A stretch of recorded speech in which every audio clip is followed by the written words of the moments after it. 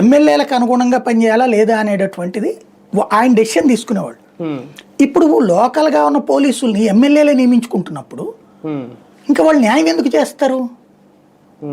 అన్యాయమే చేస్తారు కదా వాళ్ళు.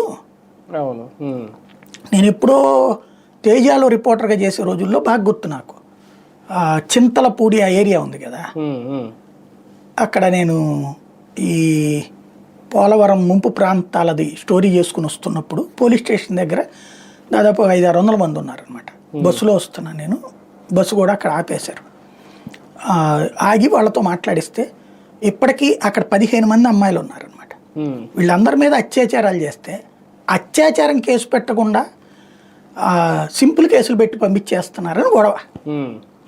వాళ్ళందరితో మాట్లాడిచ్చాను నేను.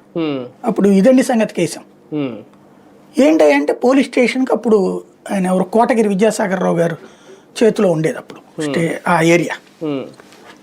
ఆయన డైరెక్ట్గా పాపం తప్పు చేసే మనిషి కాదు, కానీ ఆయన అనుచరులని చెప్పుకునేవాడు.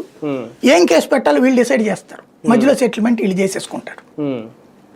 నేను ఈ వార్త వేసాక అది తెలుగుదేశం చంద్రబాబు గారు ఇన్వాల్వ్ అయ్యారు, అక్కడ కోటగిరి గారితో మాట్లాడారు. వెంటనే ఆయన ఆ అనుచరులను పక్కన పెట్టి అక్కడ జెన్యూన్గా కేసు కట్టించారు. అట్లాంటి అప్పట్లో అట్లా స్పందించేవాడు. ఇప్పుడు అక్కడెక్కడ ఉంది అసలు బేసిక్గా? కాబట్టి ఇవాళ బాబు గారి చేతిలో కూడా లేరు, కంట్రోల్లో లేరు. ఇసుక బాబు గారికి తెలీదా? మద్యం బాబు గారికి తెలీదా? ఆయన మొన్నటిసారి ఇచ్చిన హామీలు, లోకేష్ ఇచ్చిన హామీలు వీళ్ళు ఆచరణలో పెడుతున్నారు. అది కాదని